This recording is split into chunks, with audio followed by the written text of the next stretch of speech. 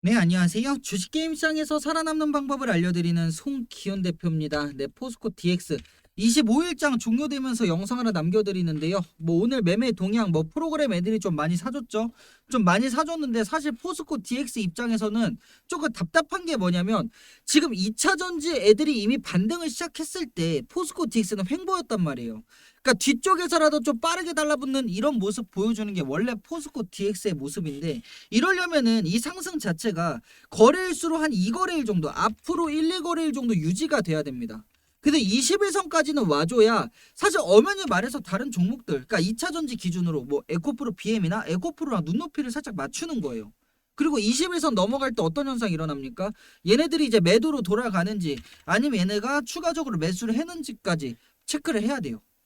사실 지금 다른 종목들이 반등 나올 때, 그러니까 에코프로 기준으로 봐도요, 지금 포스코 DX는 횡보만 벌써 6거래일 정도로 거의 횡보 구간으로 움직였는데, 에코프로 같은 경우에서는 이미 상승폭을 이렇게 잡고 있었어요. 그래서 21선 위쪽에서 이미 머물고 있습니다. 기존에 있던 박스권 안쪽까지 이미 진입을 한 상태예요.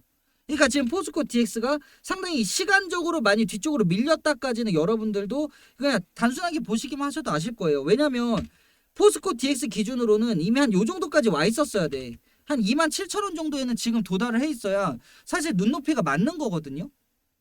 그러니까 내려가는 길목은 2차 전지 종목들 일반적으로 11월부터 내려왔지만 포스코 DX가 1월부터 내려왔기 때문에 사실 이 낙하 각도는 포스코 DX가 셌지만은 결과적으로 아래쪽에 오면서 얼추 비슷해졌으면 이 상승폭을 맞춰주는 모습이 등장을 해야 됩니다. 지금 이게 안 나왔어요, 오늘.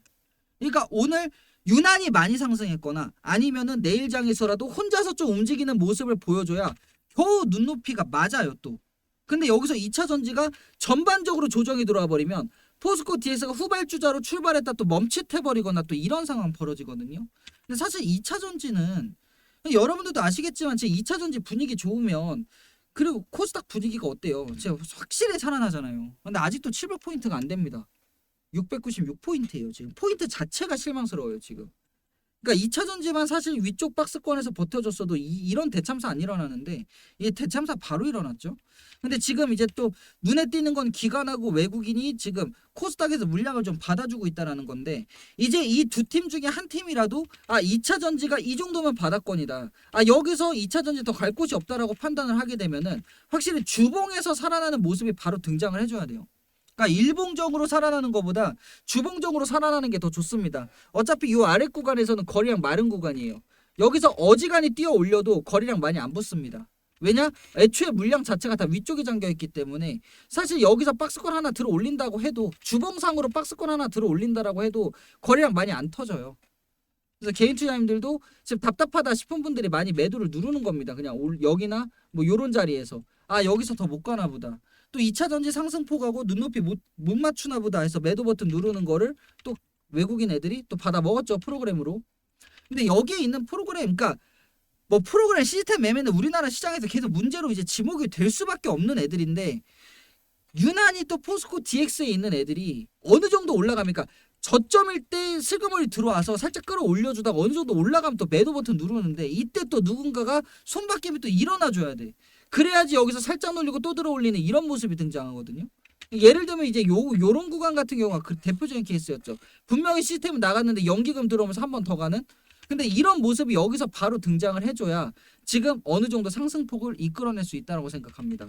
여기서 최소한 여기까지는 붙어 있어줘야 추후 모습이라도 좀 기대를 해볼 만한데, 지금 여기까지 끌어올려지는지 지금 이게 먼저 딱 체크가 돼야 돼요. 지금 여기 박스권 아래에서 움직이는 거는 그냥 얘네들이 그냥 지들 멋대로 할 수 있는 구간이에요. 내려오는 길목의 거리랑 별로 없었잖아요, 내려올 때. 그러면 조금만 올라가도 어차피 매도세 쏟아지니까 그거 받아먹고 들어 올리면 여기까지는 어렵지가 않아요, 박스권 하단부까지. 근데 문제는 이제 26,000원 넘어가서 여기 구간 때는 여기 있는 매물벽이 떨어지는 자리죠. 여기까지 받아 먹으면은 얘가 상승폭 높게 가겠구나 이렇게 예상할 수 있는데, 지금 요 자리에서는 얘가 양봉으로 6.5 보여줬으니까 이거 진짜 여기서부터 올라가나 보다 판단하기엔 좀 어렵습니다, 냉정하게. 21선까지는 붙여준 다음에 매매 동향 체크하고 거래량 체크해야 돼요. 상승이 너무 늦었어요. 원래 포스코 DX가 한 발 빨리 움직이거나 한 발 늦게 움직이는 거는 원래 계속 보여줬던 모습이라서 우리가 뭐 이럴 때도 봤으니까 제가 요런 구간이라고 말씀드렸잖아요. 여기 횡보 구간이. 그래서 뒤쪽에서 한번 상승 나올 때 다른 종목하고 눈높이 맞추는지 봐야 된다 이렇게 안내를 드렸는데 지금 다른 종목들을 지금 전혀 쫓아가지 못했어요. 지금 전혀 못 쫓아간 거예요. 이 정도면은. 에코프로가 이 정도고 에코프로 BM만 놓고 봐도 지금 하단부에서 지금 상단부에 있는 박스권 하단부로 이동 중인데 지금 포스코 DX 뭔가 조금 답답하게 움직이죠. 예, 지금 뭔가 좀 답답하죠. 시스템 애들이 들어와 줬는데 근데 보통 이런 경우 시스템 애들이 1, 2거래일 정도 더 비집고 들어옵니다. 왜냐면 이 정도만 사도 이 정도만 물량을 긁어도 이 정도 상승폭 맞는다라는 거 보여줬거든. 오늘 거래량이 58만 주대 16만 주가 순수하게 개인 투자자님들 매도세로 떨어진 게 18만 주예요. 기관하고 외국인이 다 잡아먹었죠. 아래쪽에서 물량. 예, 사실상 요 구간에서 물량 다 잡아먹은 건데 이렇게 되면은 얘가 과연 이 상승 지속이 몇 거래일 정도 지속이 되느냐. 그리고 얘가 어디까지 상승을 해서 다른 2차 전지, 그러니까 에코프로죠. 에코프로와 눈높이를 맞추느냐. 이게 메인이에요. 지금 눈높이를 전혀 맞추지 못한 종목들이 있어요. 이렇게 LS 머티리얼즈처럼. 그러니까 전형적으로 이제 후발주자들 움직임을 지금 포스코 DX가 보여주고 있는데 원래 이제 에코프로 삼형제가 원래 대장이잖아요. 에코프로 삼형제가 가면은 이 후발주자에서는 또 포스코 DX가 원래 대장을 하던 종목이에요. 대장을 못 하던 종목이 아니야. 그러면 여기서 지금 후발주자로 움직여줄 때 포스코 DX가 이 후발주자 자리에서 대장을 먹느냐 못 먹느냐 이제 이거를 체크를 해야 됩니다. 그러니까 이렇게 되려면 2차 전지가 에코프로 삼형제가 조정 구간이 들어와도 포스코 DX는 역행을 하고 있어야 돼요. 그럼 다른 종목들이 먼저 올라갔지만 내려올 때 늦게 출발했지만 내려오는 길에 자기는 또 올라갔으니까 눈높이가 맞아지거든. 그럼 여기서부터 2차 전지 쪽으로 이제 저점 매수가 몰아붙는지 또는 이런 매매 동향이 살아나는지 이거 진짜 중요하거든요. 이제부터 이 매매 동향이 중요한 게 그동안 시스템으로 매도 때리던 외국인 애들이 여기서 매수로 전환을 해줄 때 과연 어떤 섹터에 어떤 방식으로 들어가느냐 이게 진짜 중요합니다. 이게 진짜 중요해요. 왜냐면 애초에 얘네들이 시스템 매도를 때려서 눌러버린 시장이기 때문에 얘네들이 다시 매수로 전환해서 들어와 줄 때 어떤 섹터에 어떻게 들어와 주는지. 근데 2차 전지는 사실 지금 정도면 자리가 여러분들 느끼시겠지만 눌러도 너무 눌러놨잖아요. 그러니까 상승폭을 너무 많이 반납을 했기 때문에 사실 단기 반등폭을 어느 정도 기대하고 얘네들이 좀 들어와 줄 수도 있는 자리라고 보고 있습니다. 그래서 2차 전지 종목들이 또 시장 반등 직전에 엄연히 말해서 코스닥 자체는 그렇게 크게 반등하진 않았어요. 코스닥 자체는 이렇게 모양새가 돼 있는데 2차 전지에서 대장급들인 에코프로나 이런 종목들이 상승하는 모습을 보여줬죠. 우리한테. 그런데 포스코 DX가 바로 따라붙는지 체크. 이게 제일 중요하다라는 거. 따라 붙어 주더라도 어떤 방식으로 붙는지를 봐야 돼요. 왜냐면 엄연히 말해서 포스코 DX가 상승폭을 높게 가질 때는 에코프로 삼형제가 조정을 받고 있는데 혼자 올라가면서 2차 전지를 계속 부양하고 있는 경우입니다. 이럴 때는 막 소형 2차 전지주들이 소형이거나 약간 간접형들 직접적인 2차 전지가 아닌 간접주들이 계속 포스코 DX 보면서 쫓아가는 모습이 등장을 하거든요. 예, 그 다음에 또 정작 에코프로 삼형제 움직일 때는 포스코 DX가 또 버벅거리죠. 이렇게 한 섹터가 불 한 번 들어왔다가 다 같이 달려가 버리면 다 같이 조정받아요. 그런데 섹터에서 약간 차별적으로 움직이는 모습이 있어야 섹터가 오래 갑니다. 지금 바이오 장세가 오래 가는 이유가 뭐냐면 알테오젠 가다가 HLB 가다가 뭐 다른 의료 AI 가다가 이런 식으로 또 번갈아 가면서 움직여주는 모습이 있기 때문에 섹터 지속력에서 이긴 거예요.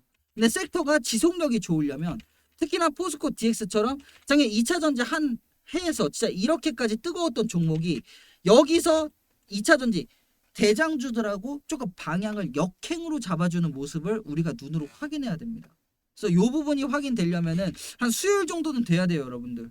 왜냐면 이거 당장 2차 전지가 조정 조금 받았다고 갑자기 포스코에서 빵 하고 들어 올리거나 물론 여기까지 25,000원 선까지는 들어 올리는데 큰 어려움이 없어요. 지금 자리에서 한 10%까지 올리는 데는 큰 문제 없다라고 생각합니다. 애초에 뭐 여기 매물벽이라고 보자 이거밖에 없고 또 어느 정도 올라가야 매도벽이 떨어지니까 여기 구간까지는 충분히 이동이 가능해서 포스코 DX가 조금 기습 상승을 한번 보여줄 수도 있는 자리라고 생각해요. 보통 이럴 때도 특히 이때 좀 도드라졌죠. 2차 전지 전반적으로 그렇게 못 움직이고 있는데 혼자 그냥 양봉 뛰어버리면서 심지어 거래량까지 동반되는 이때 순간적으로 상승률 19% 나왔거든요. 포스코 DX 자체 뉴스 있던 날도 아니었어요. 그러니까 이런 식의 움직임이 이 앞쪽에서 등장하는지 체크가 1번이라는 거. 이게 제일 중요합니다. 이게 등장을 해줘야 얘가 여기 있는 박스권 매물 좀 해소하면서 다시 한번 상승폭을 잡아보려고 하겠구나. 2차 전지 쪽으로 결국 저점 매수세가 유입되고 있구나. 이런 부분을 판단할 수 있다는 점 다시 한번 말씀드리면서 저는 또 다음 포스코 DX 영상으로 찾아뵙겠습니다. 감사합니다.